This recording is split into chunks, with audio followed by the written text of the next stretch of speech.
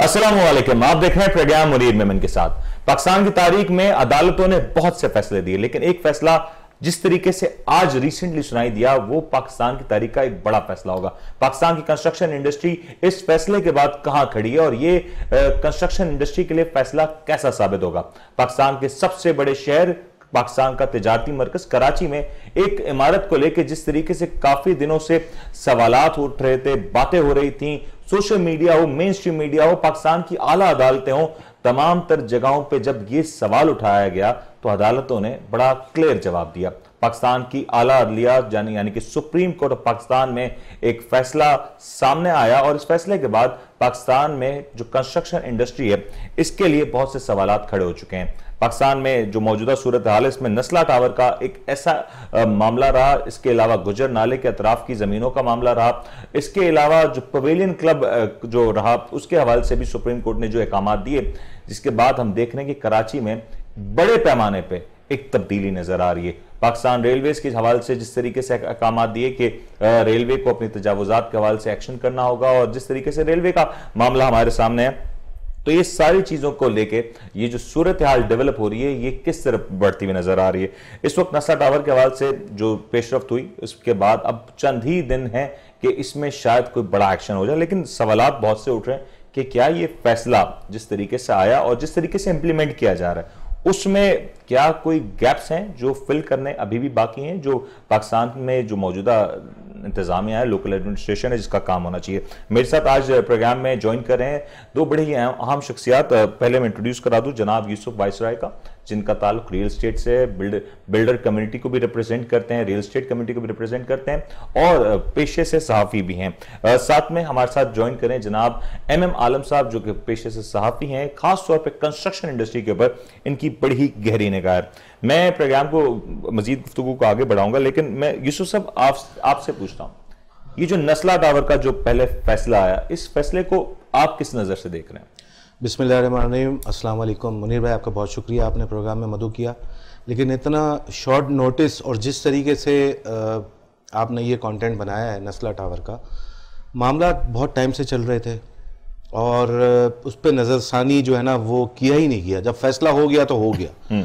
वहाँ के रेसिडेंट्स, वहाँ के मकीन जो हैं, बिल्डर और उस सिंधी मुस्लिम जो सोसाइटी है वो, इन सबको आपको लुबे लबाब बना के उनको कोर्ट में हाज़िरी करवा के फिर फैसला करना चाहिए था, ना कि बेचारे जो मकीन हैं, वहाँ के रेसिडेंट हैं, उनको आप यूँ उठा के सड़क पर डाल दें। इसमें मतलब गलती आपकी नज़र में क्या SPCA कसूरवार है, लोकल इंतजामिया कसूरवार है? क्योंकि अदालत ने तो कहा है कंपनसेट किया जाए, तो गलती आखिर में किसकी नजर आ रही है? कंपनसेट क्या किया जाए, मुझे ये बात बताएं। बिल्डर ने बिल्डिंग बनाई, उनको हैंडओवर कर दिया, आज 5 साल हो गए हैंडओवर करने के बाद। उस टाइम पे जब प्राइस थी, जो बुकिंग की प्राइस थी, आज वो रेस्टोरेंट एक्सेप्ट थोड़ी करेगा कि मुझे बुकिंग की अमाउंट, जो बुकिंग की थी उसी अमाउंट पे मुझे मिले।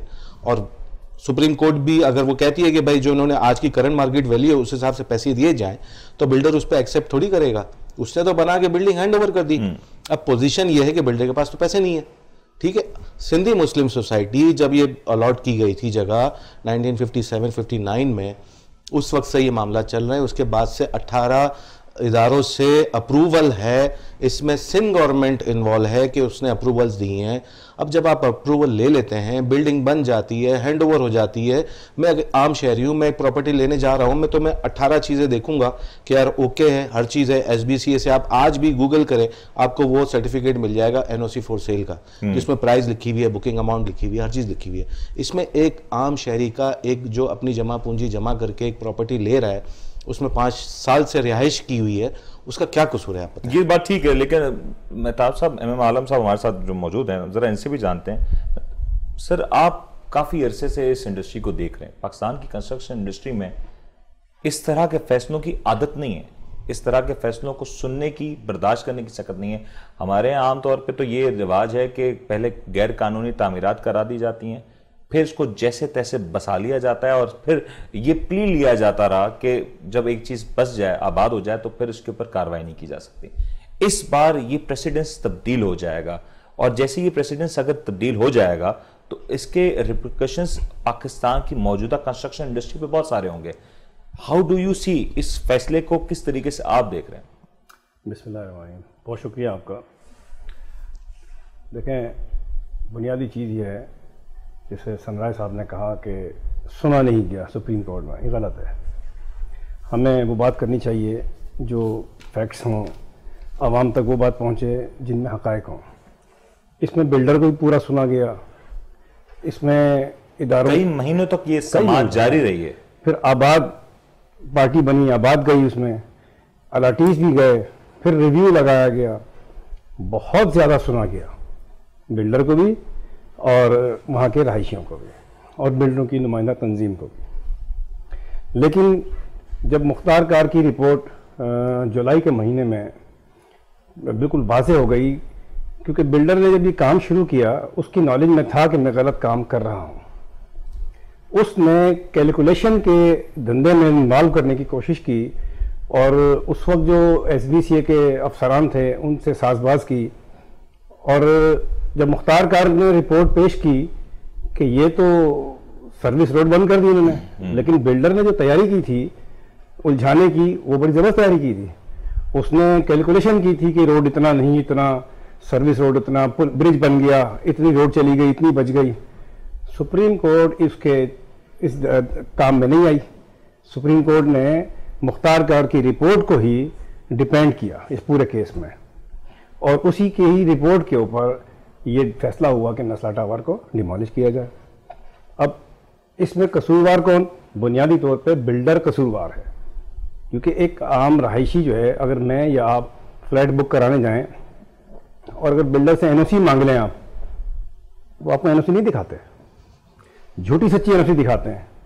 अगर प्लाट बिल्डर का 10,000 गज का है, वो 400 गज की NOC लेके बैठा हुआ होता है, वो आपको 400 गज की NOC दिखा रहा है, तो फराड तो बिल्डर कर रहा है आवाम के साथ।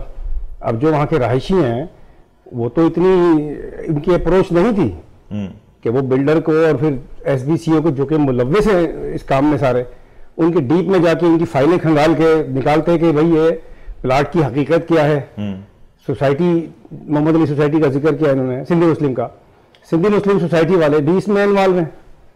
सबको पता था हम गलत काम करने जा रहे हैं और सब ने मिली भगत से गलत काम किया। अब इसमें जो मुतासरीन हैं, जिनके साथ ज्यादती होने जा रही है, वो वहाँ के रहायशी हैं।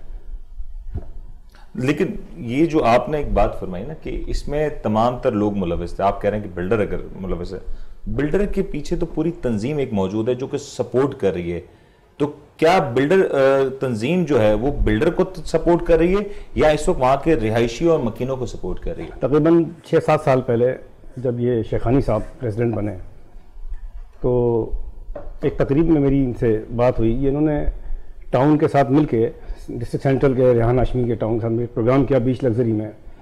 वहाँ मैंने उनसे बात कही कि आप तंजीम हैं बिल्डर की, आपने उन बिल्डर्स के खिलाफ क्या एक्शन लिया जिन बिल्डर्स के प्रोजेक्ट आज तक बैन लगा हुआ है, लीज नहीं हो सकते, कोई NOCs नहीं मिल सकती, उनको आपने मिली भगत करके खुद ही ट्रांसफ़र, खुद ही सेल परचेज कर रहे होते हैं। तो बिल्डर की तंजीम ने आज तक कोई एक भी मिसाल, इस वक्त शेखानी साहब को तीसरी चौथी मरतबा प्रेसिडेंट एक बन गए हैं, एक मिसाल दे दे बिल्डर की तंजीम आबाद कि जो उन्होंने बिल्डर के खिलाफ कोई एक्शन लिया हो और उस एक्शन से वो बिल्डर ने अपने मामला दुरुस्त किए हों। 80% बिल्डर तो आबाद में बैठे हुए ऐसे हैं जो प्रोजेक्ट ही अधूरा छोड़ के भागते हैं, कभी प्रोजेक्ट कंप्लीट नहीं करते, बड़े बड़े नाम हैं। और आगे जाएं तो उनकी ये तो आपने कहा ना, ये देखें, ये शारा फैसल की वजह से फोकस हो गई बिल्डिंग कि चीफ साहब यहाँ से गुजरते होंगे देख लिया, अदरवाइज शहर में इन्होंने कब्रिस्तान इन्होंने नहीं छोड़े, प्ले ग्राउंड इन्होंने नहीं छोड़े, एमेनिटीज नहीं छोड़ी, अस्पताल का प्लाट है और बिल्डिंग बनी हुई है, स्कूल का प्लाट है, बिल्डिंग बनी हुई है।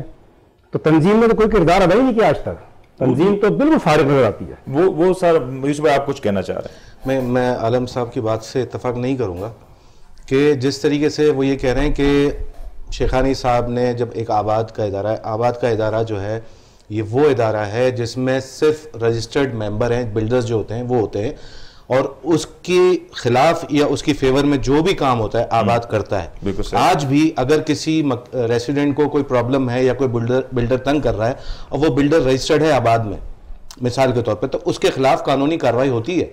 बहुत सारे ऐसे बिल्डर्स हैं जो घर में बना के अपना बिल्डिंग बना लेते हैं, सब रजिस्ट्रार सिंध नहीं, ऐसा गवर्नमेंट पॉसिबल नहीं है ना सर, है राय साहब, ऐसा पॉसिबल नहीं है।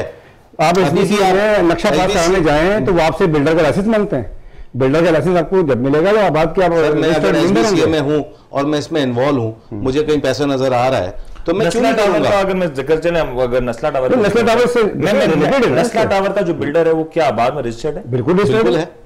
अगर ये रजिस्टर्ड है बिल्डर और इसमें अगर किसी किस्म की कोताही हुई है, अगर हुई है, मैं ये नहीं कह रहा कि हुई है, अगर हुई है तो कहीं ना कहीं इसकी जिम्मेदारी आबाद पे भी किसी हद तक आती है। आबाद पे क्यों आएगी? वही बात है, एक बिल्डर है, किसी को पता नहीं है, बिल्डर ने अपना एसबीसीए से अप्रूवल ले ली, सपोर्ट कर रही है, स्टैंड कर रही है। देखिए मेरा सवाल अभी भी आबाद बिल्डर के साथ मौजूद है, आबाद बिल्डर के साथ मौजूद है, ये वहां के अलॉटीज के साथ मौजूद है? मैं ये सवाल, देखिए दोनों की फेवर में बिल्डर की इसलिए कि उसने तो बना के हैंडओवर कर दिया, अप्रूवल सारी है, जो भी चीज होती है अप्रूवल होती है, वो अप्रूवल बिल्डर को पता है कि मेरे पास अप्रूवल जाली है, ऐसा नहीं है कि धोखे में दी गई उसको अप्रूवल। नहीं अप्रूवल में एसबीसीए तो इन्वॉल्व है ना, आपके पास आता हूं, लेकिन मैं एक पॉइंट आ जाए फिर मैं एसबीसीए तो इन्वॉल्व है ना भाई, उसने क्यों इशू की? अगर मैं बिल्डर हूं, मैंने पैसे दिए हैं और मैं एक जिम्मेदार आप जिम्मेदार ऑफिसर हैं, आप कहते हैं कि नहीं ये इलीगल है, मैं आपको नहीं दे सकता, अंधेर नगरी तो पहले से चल रही है। हमारे यहाँ तो आम तौर पे ये होता रहा है कि इदारों में जो करप्शन होती है, जो लूप होल्स होते हैं, उसका फवायद लोग उठाते हैं। लेकिन अगर जो कहीं फवायद उठा के कोई नाजायज काम हो गया, कोई गलत काम हो गया, कोई इलीगल काम हो गया, तो इसका मतलब ये तो नहीं कि उसको रोकना बाद में गलत होगा। कि अगर एक बार इजाजत दे दी गई, हमारे यहाँ माजरत के साथ बहुत से थानों की हुदूद में बहुत से करप्ट काम हो रहे होते हैं, लेकिन इसका मतलब हरगिज ये नहीं होता कि चाहे किसी भी आला अफसर की इस पर सरपरस्ती हो तो वो किसी भी तौर पे जायज या लीगल हो जाए। नहीं, आप देखें साहब, बिल्डर कह रहा है कि मैंने 60-70 करोड़ रुपया रिश्वत दी है। सही काम की दी है रिश्वत इतनी बड़ी? सर आपने कोई गलत काम किया हुआ तो रिश्वत दे रहे हैं ना इतनी बड़ी? सही काम से तो आप कितने भी पैसे दे दें, सीधी सही काम से तो कोई झोपड़ा भी नहीं बना सकता। आप जब तक छोटा सा 120 गज का घर भी बना जाएंगे, उसका मोटेशन लेने जाएंगे, वहां भी आपको 35-30 लाख रुपए देने पड़ते हैं बस। ऐसा नहीं है, करप्शन तो हमारे दायरों में है, आप हटा नहीं सकते। जो सिस्टम चल रहा है ना उस पर आप हट नहीं सकते। सिंधी मुस्लिम सोसाइटी जो इतनी बड़ी काम की जब मेंबर ही रजिस्टर्ड नहीं है तो क्या करेगा? आधा कराची रजिस्टर्ड नहीं है। आप फेडरल एरिया में चले जाएं, ग्राउंड +3 ग्राउंड +4 नहीं, क्यों नहीं करेंगे? काउंट करेंगे ना, 6 फ्लोर 8 बिल्डर है। बिल्डर देखें, एक तो बिल्डर, पहले तो बात ये तफरीक दो है। एक बिल्डर है जो रजिस्टर्ड बॉडी के साथ है, एक बिल्डर है जो रजिस्टर्ड नहीं है, ठेकेदारी निजाम है जी, ठीक है। अब ठेकेदारी निजाम किस तरीके से सही हो सकता है कि जो रजिस्टर्ड निजाम है अगर वो बेहतर हो जाएगा तो ठेकेदारी निजाम को इवेंचुअली ठीक होना पड़ेगा। उसको कौन सपोर्ट कर रहा है सर? आप ये भी तो देखो ना। मैं अगर पुलिस में हूं, मैं गाड़ी आ रही है, अगर बिल्डिंग बन रही है, ठीक है, बिरयानी पहुंच गई, जो पहुंच गया, काम हो जाता है, मैं बिल्डिंग बना लूंगा, बेच भी दूंगा, ठीक है ना। उसके बाद टूटे घर को मुझे एसबीसी वो स्वेरेज वाले क्यों मुझे अप्रूवल देते हैं? मेरे यहाँ गैस का मीटर क्यों लग जाता है, मेरे यहाँ इलेक्ट्रिक का मीटर क्यों लग जाता है, मेरा पानी कनेक्शन क्यों लग जाता है अगर मैं इलीगल हूं? मिल रहा है ना, हर चीज पॉसिबल है कराची के अंदर। अगर इस तरह देखा जाए तो आधा कराची इलीगल है, तोड़ दे कराची को। तो मैं प्रोग्राम में आगे चल के यही गुफ्तगू करूंगा, क्योंकि ये सवाल अब खड़ा हो रहा है कि पहले कराची में जब किसी प्रोजेक्ट का इनॉग्रेशन होता था ना, इस वाक़े से पहले, तो आमतौर पे इनॉग्रेशन डे पे 50-60% उस प्रोजेक्ट की बुकिंग हो जाया करती थी।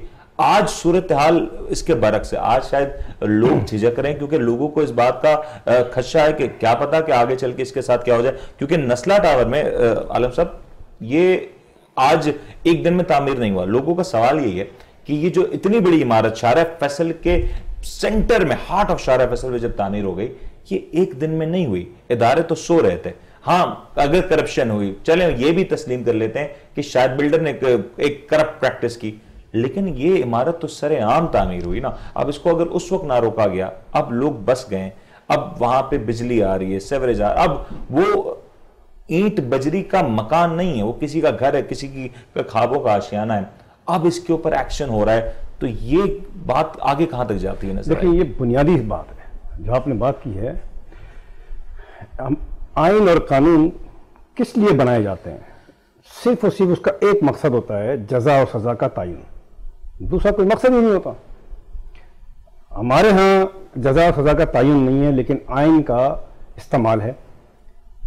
सुप्रीम कोर्ट ने ये तो देख लिया कि यह इमारत बन गई गलत, लेकिन सजाएं नहीं है बिल्कुल भी। वो लोग जो इसमें मुलविस हैं, बिल्डर तो मौजूद है ना, आप बिल्डर को तो पकड़ें कि आप कैसे गलत प्लाट पे बिल्डिंग खड़ी करके बैठ गए, उसको जेल में डालें कि आपकी बात काटते जरा वो बता दूं जो सुप्रीम कोर्ट ने कहा, सुप्रीम कोर्ट के जो रिमार्क्स थे कि सुप्रीम कोर्ट ने कहा कि कराची इमारत गिराने के लिए जदीद टेक्नोलॉजी का इस्तेमाल किया जाए।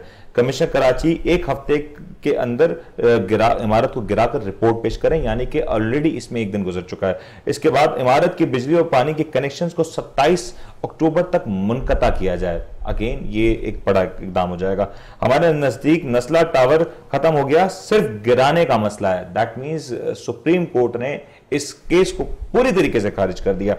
कराची अदालत ने नस्ला टावर के मकीनों को बोलने से रोक दिया। ये भी कुछ मीडिया हाउसेस ने, कुछ लोगों ने इस बात को भी कहा कि हमें बोलने की इजाजत नहीं दी गई, जबकि सुप्रीम कोर्ट का जो मौकफ है, जो वकला का मौकफ है, वो ये आ रहा है कि ऑलरेडी जब एक केस हो चुका, जब एक चीज चैप्टर क्लोज हो गया, तो सुप्रीम कोर्ट के पास एक दिन में बहुत से केसेस होते हैं, तो शायद that is one of the reason supreme court ने नस्ला टावर को एक हफ्ते में गिराने का हुक्म दिया। बल्कि यहां तक भी रिपोर्ट किया गया कि इस पूरी इमारत को जो जदीद टेक्नोलॉजी का हवाला दिया जा रहा है, बम के जरिए इसको डिमोलिश किया जाए ताकि अतराफ की जो इमारतें हैं वो ज्यादातर नुकसान ना हो जाए। जस्ट इमेजिन, मैं ये सोचना किसी के लिए बड़ा तकलीफ दे होगा कि किसी के घर को मिसमार किया जाए, लेकिन कंस्ट्रक्शन इंडस्ट्री के पॉइंट ऑफ व्यू से अगर हम सोचें, शहर कराची में एक छोटी सी खबर भी होती बड़ी खबर बन जाती है। ये इतनी बड़ी बिल्डिंग शाहराह फैसल के अकब में, सेंटर ऑफ कराची में, जब ये डिमोलिश होगी या ब्लास्ट के जरिए जब ये उड़ाई जाएगी, महज ये बिल्डिंग गिरेगी या कराची की मौजूदा कंस्ट्रक्शन इंडस्ट्री गिरेगी? सवाल आप दोनों से। बिल्कुल, कंस्ट्रक्शन इंडस्ट्री कोलैप्स हो जाएगी, लोगों का ट्रस्ट खत्म हो जाएगा, बाइंग रुक जाएगी। ये जो आज 1,90,000 रुपए जो टन जो स्टील है वो नीचे आ जाएगा, कंस्ट्रक्शन आपकी रुक जाएगी। आप लोग को और नाजरीन के हवाले से बता दूं कि कराची की कंस्ट्रक्शन इंडस्ट्री जो नंबर 1 पे थी, आज पाकिस्तान में नंबर 3 पे आ चुकी है। पाकिस्तान में लाहौर और दीगर शहरों की जो कंस्ट्रक्शन इंडस्ट्री है वो अब आगे जा चुकी है। किसको करनी है इसकी फिक्र? बिल्डर की जो तंजीम है आबाद, उनकी एसोसिएशन तो भी खुद क्लेम करें कि हम कराची में कंस्ट्रक्शन रोक रहे हैं, ऐसे ही बिल्कुल ये क्लेम किया बात। देखिए, मेरा ताल्लुक कोई आबाद से नहीं है, नहीं, मैं लेकिन एक बिल्डर के या रियल एस्टेट के हवाले से मैं इतना कहूंगा कि आज आप सीडीए को हर चीज की खुली छूट दी हुई है आपने। इस्लामाबाद में 30-30, 35-35 मंजिला बन रही हैं, सब चीजें हो रही हैं वहां। हयात देखें, हयात इस्लामाबाद में तो एक पूरे इस्लाम में 5 इमारतें शायद इस वक्त कंप्लीट बन रही होंगी। कराची में तो एक सड़क पे, अगर खालिद बिन रोड की सड़क पे चले जाएं या दीगर कराची की मेन शाहराह में चले जाएं, तो एक के साथ दूसरी इमारत खड़ी है। और आज उन इमारतों को खड़े हुए सालों गुजर गए, वहां पे आज भी गैस मौजूद नहीं है, वहां पे आज भी पानी मौजूद नहीं है। आज भी कराची की बेशतर हाई राइजेस में जो बिजली का निजाम है वो मौजूद उस तरीके से नहीं जिस तरीके से होना चाहिए। बहुत सी इमारतें कमर्शियल इमारतें जनरेटर पे काम कर रही हैं। खालिद बिन वलीद रोड पे आप जाके तो दिखाएं, वहाँ 40-40, 45-45 मंजिला बिल्डिंगें बन गई हैं। बनने से पहले किसी ने देखा नहीं वहाँ का सेवरेज का निज़ाम कैसा है, वहाँ पार्किंग का क्या इशू आएगा। जब बन गई, लोग रिहायशी हो गए, आज सिर्फ इनको नस्ला टावर नज़र आ गया। इस तरह तो आप ये देखें, कराची के अंदर अगर आप बिल्डिंग बना रहे हैं तो अप्रूवल कहाँ से लेके कहाँ तक पहुंच गई। पहले 3 इदारे देते थे, आज 18 इदारे देते हैं। सिविल एविएशन देता है, 4th फ्लोर से ऊपर बनेगी, सिविल एविएशन उसको अप्रूव करेगा। यहाँ पे सबसे बड़ा जो हमारा जो लैक ऑफ नॉलेज है वो रियल एस्टेट के हवाले से भी है। मुझे पैसे चाहिए रियल एस्टेट के हवाले से, मुझे किसी को भी किसी तरीके से बेवकूफ बना के प्रॉपर्टी बेचनी है। हमारा वो सिस्टम भी कोलैप्स है। अगर आप यहाँ हम कचरा साफ नहीं कर सके आज तक, तो बिल्डिंग गिराने में तो आपको 25 साल निकल जाएंगे। ये बात बड़ी अहम है कि पाकिस्तान में जो कराची की अगर बात करें तो यूटिलिटी का निजाम मौजूद नहीं है, लेकिन हम इमारतें बड़ी बड़ी बना लेते हैं। हमारे यहाँ इस कराची शहर को, जो कि खूबसूरत शहर हुआ करता था, आज इसको कंक्रीट का जंगल बना दिया। और सुप्रीम कोर्ट ने खुद ये कलमात कहे कि बिल्डर जो कि काम था जिसका कराची को तामीर करने का, आज वो एक माफिया की सूरत इख्तियार कर चुका है। नस्ला टावर दरअसल किसका है? ये सवाल हमने पिछले प्रोग्राम में भी उठाया था, आज भी उठाएंगे, इसका जवाब भी लेंगे। एक वक्फा लेते हैं, मुख्तसर सा, वक्फे के बाद हाजिर होते हैं।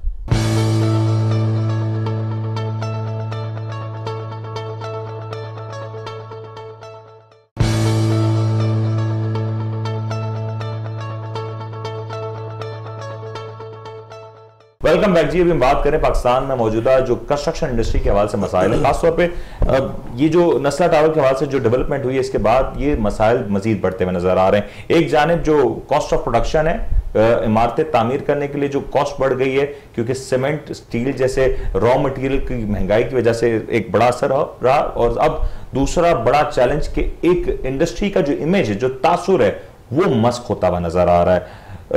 एमएम आलम साहब, पाकिस्तान में ये पहली दफा तो नहीं हो रहा कि हमारे यहाँ गैर कानूनी तामीरात होते हैं, लेकिन पिछले प्रोग्राम में मैंने आपसे सवाल किया था, नस्ला टावर में ये जो परमिशंस दी गई, 18 परमिशंस दी गई, क्या ये परमिशंस महज पैसे के बल पे दी गई या असर और रसूख भी इसमें शामिल था? और आपने एक बा असर शख्सियत का जिक्र भी किया था जिसके पास नस्ला टावर की ओनरशिप का एक बड़ा स्टेक है, तो वो कौन शख्सियत है?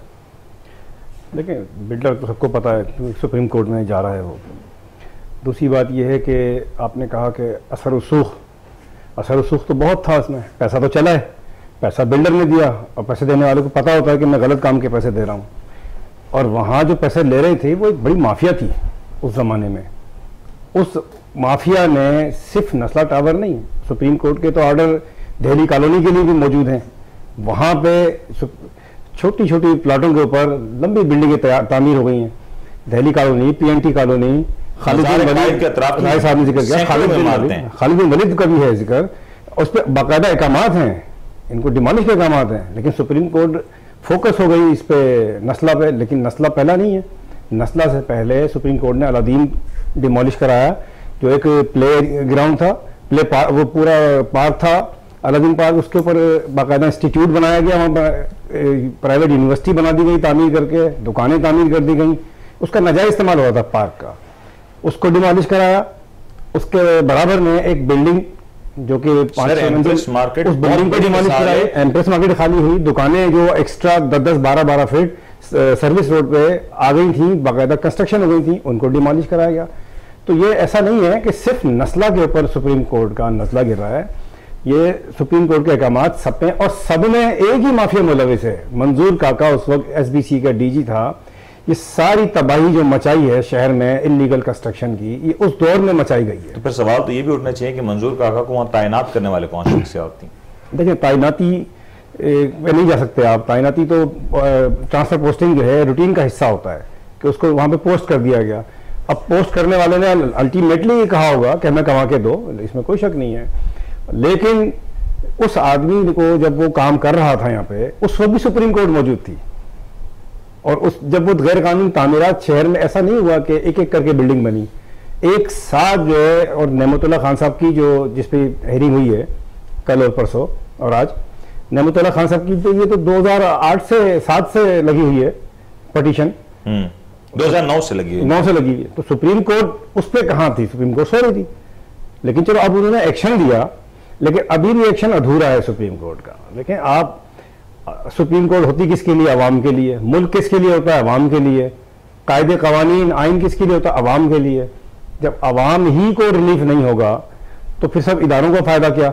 एक इदारे ने अवाम के साथ फराड कर दिया, दूसरे इदारे ने अवाम को उठा के घर से बेघर कर दिया। आपने हर तारीख पे हम सुनते हैं अक्सर, और मैं जब कवर करता हूँ तो वहाँ पे बड़ा अफसोस होता है कि इतनी ज़बरदस्त किस्म की डांट पिलाट होती है, सीएम तक को डांटा जाता है। पहले मेयर साहब, अभी एडमिनिस्ट्रेटर साहब हैं, इनको डांट पिलाट हुई है, लेकिन उसका कोई नतीजा नहीं निकलता। वो डांट सुनते हैं, बाहर आके चाय पी रहे होते हैं, उनको फर्क ही नहीं है। अगर ऐसी डांट दी जाए जिस पे बाहर आने के बाद ये फिक्र हो कि अगली तारीख पे हम जेल जा सकते हैं, तो काम भी होंगे, अहकामात पे अमल भी होगा। लेकिन पिछले एमडी एसबीसी को बरतरफ भी तो किया गया था। एक को थोड़ी किया, कई को कर दिया है, उससे क्या फर्क पड़ गया? आपने जफर एहसन को बरतरफ किया, उसके बाद वाले ने उससे ज्यादा उधम मचाया। आगा मकसूद रिटायर हुआ, वो आज सिस्टम चला रहा है पूरे शहर में गैर कानूनी तामीरात। आगा मकसूद एक डिफेंस के फ्लैट में बैठ के कर रहा है। उसके बाद क्या हुआ? शमसुद्दीन सोमर आए, दूसरे तीसरे आए, सबने यही काम किया। आपको आपने एक जफर हसन को हटा के क्या तीर मार लिया? मतलब जो भी आ रहा है वो एक मैंडेट के साथ आ रहा है, एक सोच के साथ। मैंने आपको कहा कि आइन का कोर्ट उतार के आपने एक बात कर दूं, आइन का बुनियादी मकसद ही होता है, आइन कानून निफाज का जजा और सजा का तयन, वो तयन नहीं हो रहा। अगर बजाय सस्पेंड करने के आप जेल भेजें, कोई अफसर जुर्रत नहीं करेगा। आप जेल तो भेजें। एक सवाल और खड़ा कर देता हूँ यूसुफ भाई, आप जवाब दे दीजिएगा। आवाम को जब मुश्किलात आती है ना, जब इस तरह की तामीरात होती हैं, मैं खुद इसका विक्टिम भी रहा हूं एक तरीके से, एसबीसीए में सुनवाई नहीं है। और एसबीसीए जब केबीसी हुआ करता था तब लोग कह रहे हैं कि शायद मामलात कदरे बेहतर थे, कहीं ना कहीं सुनवाई हो जाती थी। पहले तो ये एक लॉजिक समझा दें कि केबीसीए को जो एसबीसीए बनाया गया और आज वहां पे सुनवाई अकाउंटेबली किसी भी तरह से नहीं हो रही, ये क्या माजरा है? क्योंकि अवाम के लिए कोई अदर फोरम मौजूद नहीं है। फिर अवाम जाती है इवेंचुअली कोर्ट्स की तरफ, और कोर्ट्स में जब हमारे यहाँ मुकदमा जाते हैं तो वो सालों तक अल्तवा का शिकार। बिल्कुल। तो मैं आपको बताऊं, आप अभी जो आलम साहब ने बात की, वो जो डिमोलिश की गई हैं चीज़ें, वो प्रॉपर्टी थी मेट्रोपॉलिटन सिटी की, केएमसी की प्रॉपर्टी थी। जो एम्प्रेस मार्केट के अतराफ जो थी, जितनी भी प्रॉपर्टीज़ तबाह की गई हैं या डेमोलिश की गई हैं, वो गवर्नमेंट की प्रॉपर्टी थी, एंटिटी थी। प्राइवेट सेक्टर को, ये प्राइवेट सेक्टर में नस्ला टावर फिलवक्त जो है वो जो मौजू बहस बना हुआ है वो है। इसके लिए अगर आप देखें, पर pavilion and club, pavilion and भी जो है वो केएमसी अलादीन का था। इसके बराबर में जो आरजे था, जो रियाज रज़ाक साहब इसको ओन करते थे, जी अल्लाह ताला उनको जन्नत नसीब करे, उनका इंतकाल उसके फैसले के विद इन अ वीक हो गया था, जो भी वजूहत थी। लेकिन वही एक मैटर था, आप सॉल्व भी कर सकते उसको, लेकिन सॉल्व नहीं हुआ। लेकिन ये जो नस्ला टावर का मैटर है, ये सिर्फ एक नस्ला टावर का मैटर नहीं है, पूरे कराची का मैटर है। इसके अंदर प्रॉपर्टीज़ बन रही हैं और बनती रहेंगी, सिस्टम चल रहा है और चलता रहेगा। आज आपने नस्ला टावर, आप एसबीसीए के किसी एक बंदे को भी बुला के आपने पब्लिक किया कि ये इसके अंदर इन्वॉल्व है? जो भी अभी मौजूद है उसने कहा कि ये पहले वाला करके गया है, तो इसमें हमारा क्या है? तो जो आज सिस्टम पे बड़ा आसान है कि वो पिछली फाइल निकाली जाए जिसपे आप लाए ना, इन्होंने जो नाम लिया उनको पकड़ के लाए ना, आपके पास तो रेड वारंट का इशू होता है ना, आप लेकर आए। जो कराची को जो डिसमिस करने में, उसको खराब करने में जिनका हाथ है, उनको आप सजाएं दें। लेकिन आलम साहब, जरा ये एसबीसीए का केबीसीए का एसबीसीए बन जाना, क्या ये एक बेहतर इक़दाम था या इससे मुश्किलात में इक़दाम बेहतर था, इसका इस्तेमाल बेहतर नहीं हुआ। देखिए, अथॉरिटी पूरे सूबे की होती है, अथॉरिटी एक शहर की नहीं होती है कि हमने क्या बिगाड़ा है कि हमारे ऊपर एक अथॉरिटी नाफिज कर दी जाए, कराची बिल्डिंग कंट्रोल। लेकिन माजरत के साथ इस वक्त एसबीसीए में जो मुलाजमीन मौजूद हैं, नो डिसरिस्पेक्ट टू एनीवन, लेकिन उन्हें शायद कराची की लोकल डायनेमिक्स का पता नहीं है। वो जब आते हैं, उनके तबादले जब होते हैं, तो वो इस बात को समझने में कि कराची में असल मसला क्या है, वो वक्त गुजर जाता है। और फिर अगर कराची का लोकल कोई यहाँ पे मौजूद हो जो कि इस इंतजामिया को देख रहा हो, जो समझ रहा हो, तो शायद आवाम की सुनवाई बेहतर हो सकती है। ये कोई पुलिस तो है नहीं कि जो लॉ एंड ऑर्डर कंट्रोल करे, मकामी आदमी। इसमें तो सिंपल बाइलाज हैं, आपने चलना बाइलाज पे। अगर वो पढ़ा लिखा है और वो पढ़ता है अपने कायदे कवानीन को, और एक एनओसी आती है, ऐसा नहीं है कि एक डिप्टी डायरेक्टर बैठा है, एनओसी आई और उसने उठा के साइन कर दी, ऐसा नहीं है। पूरा एक सिस्टम है, मैकेनिज्म है पूरा, कि लॉज को देखा जाता है, कैलकुलेशन की जाती है उसकी प्लाट की, तब जाके एनओसीज इशू की जाती हैं। उसमें टाइम लगता है, अखबारों में इश्तहारात आते हैं, ये तो हमेशा का इनका तरीक़ाकार रहा है। लेकिन गलत काम का जो रिवाज पड़ा वो उस दौर में पड़ा जब मंजूर काका एसबीसी का डीजी बना। उसने जो है अंधाधुंध सबको जो है ना एनओसियां देना शुरू कर दी, पैसा बटोरना शुरू कर दिया। सबसे ज्यादा जो कराची का बेड़ा गर्क हुआ है, एक माजरत के साथ आपकी बात काट रहा हूँ, इस वक्त जो एनओसी दी गई, जहां पे मंजूर काका एक तरफ अगर मुजरिम है, जो कि अगर उसको अगर हम कहते हैं कि मुर्द इल्जाम है, तो जिन्होंने एनओसीज ली वो भी तो कोई पारसा ना हुए, वो भी तो कोई साहूकार ना हुए ना। हमारे यहाँ तो ये कहा जाता है कि अगर एक तरफ से ताली बजी तो दूसरा हाथ भी कहीं ना कहीं शामिल था, तो कहीं ना कहीं दोनों फरीक मुलविस थे और आवाम का नुकसान। आपका जो बुनियादी सवाल था कि कंस्ट्रक्शन इंडस्ट्री कहाँ खड़ी है, कंस्ट्रक्शन इंडस्ट्री पे आवाम का एतमाद खराब हुआ है। अभी देखें, ये तो अभी वर्टिकल बिल्डिंग्स के ऊपर आपने जो है ना आवाज़ उठाई है, सुप्रीम कोर्ट ने डंडा उठाया है। जो ज़मीनें हैं एकड़ों के हिसाब से, वहाँ जाली एंट्रियाँ रख के, जालसाजियाँ करके, प्रोजेक्ट लॉन्च करके आवाम को लूटा जा रहा है पूरा।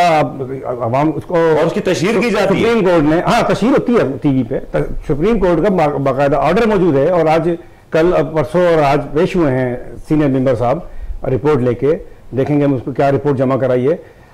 गुलिस्तान जौहर से लेके नूरियाबाद तक, ये पूरा नादरन बाईपास भी इसमें आ जाता है, वेस्ट हो गया, मली हो गया, जो कि लैंड माफिया का गढ़ बना हुआ है।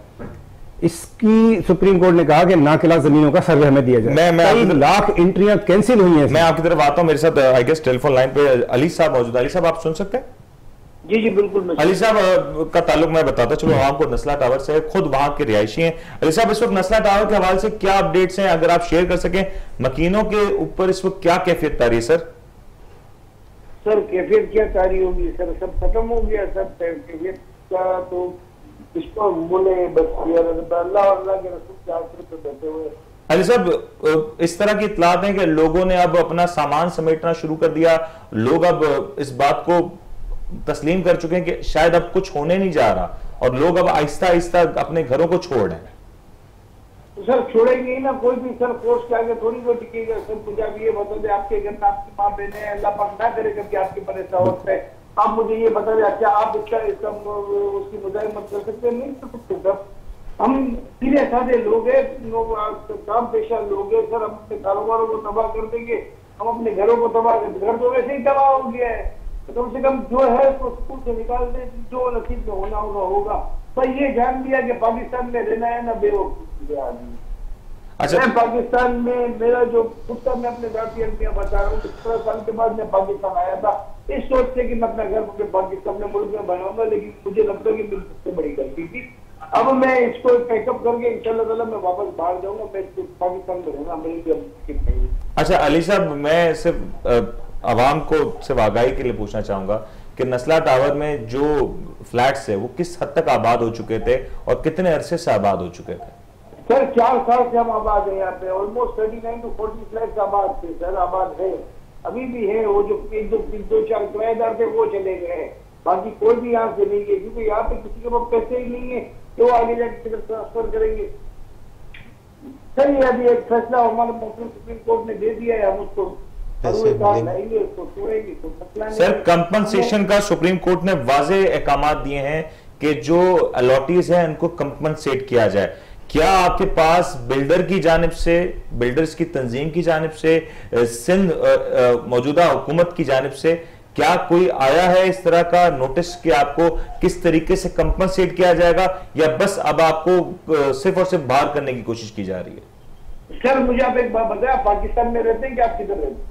सर हम तो पाकिस्तान में रहते हैं, लेकिन ये आवाज तो आवाम को पहुंचनी चाहिए ना कि असल सूरत हाल क्या हो रही है। अच्छी बात की है, कॉम्पनसेशन मिला है, ऐलान होता है, मिलता कुछ नहीं है। कोई एक मिसाल दे, ये बिल्डिंग टूटेगी, हमें हमारा कोई पुरसाने हाल नहीं होगा, पूछने वाला नहीं होगा, सही कह रहे हैं, समझे ना।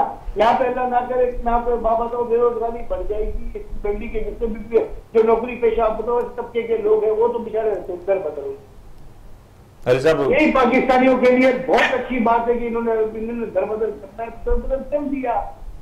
हम पाकिस्तानी थोड़ी है सर, हम आवाम नहीं है सर, हम पाकिस्तानी नहीं, हम लावारिस कौम है, हम लावारिस कौम है जिसका हक सब कर दिया है, हक हो गया है, हमारे बिजली पानी और गैस को छीन किया गया है, जिसकी हम अदायगियां करते हैं। हमने कोई भी ये नहीं कि हमने कोई कोशिश की है, जिन्होंने की है आप उनको कैफरे किरदार तक पहुंचाए।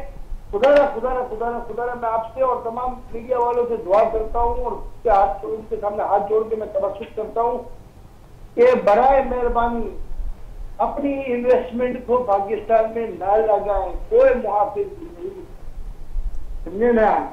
ये मुल्क अब उनके लिए रह गया है जिनकी पहुंचे हैं और जिनके ताल्लुकात और रिश्तेदार, उनके लिए नहीं है, ये आवाम का मुल्क नहीं। अली साहब, आपका जो दुख है यकीनी तौर पे इसे कोई भी किसी भी अल्फाज में बयान नहीं कर सकता, क्योंकि एक इंसान के लिए जो सबसे बड़ी और अहम चीज होती है इस दुनिया में वो उसका घर होता है, उसका आशियाना होता है। और हम सिर्फ आपके साथ इज़हार ताज़ियत ही कर सकते हैं, क्योंकि शायद इससे बाहर हमारी बसीरत भी नहीं है कि हम इससे बढ़ के कुछ कर सकें।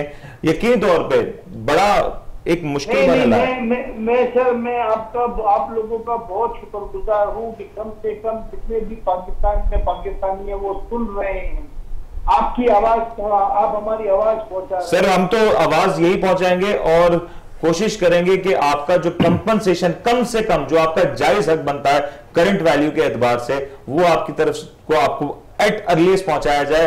और इसके लिए चाहे जो भी कुछ करना पड़े वो करना चाहिए, क्योंकि ये आपका जायज हक है। और मुझे बड़ा अफसोस के साथ ये कहना पड़ रहा है कि हमारे यहाँ जब कोई प्रोजेक्ट लॉन्च किया जाता है तब तो सब इकट्ठे हो जाते हैं, लेकिन आज जब ये मुश्किल वक्त आया है तो कोई महज बातों के सिवाय कुछ नहीं कर पा रहा, जो कि करना चाहिए, जो ड्यू था। ये अगर आज नस्ला टावर पर मुश्किल आते हैं तो आज पाकिस्तान की तमाम तरह इंडस्ट्री को इन लोगों की दाद रसी के लिए पहुंचना चाहिए और कोई बेहतर हिकमत अमली के साथ कम से कम इस बात को इंश्योर करा दें कि इनको इनका जायज हक मिले। अली साहब, आपके वक्त का बहुत बहुत शुक्रिया। मेरे पास वक्त बहुत महदूद है, मैं इंशाल्लाह आपसे फिर मुलाकात भी होगी।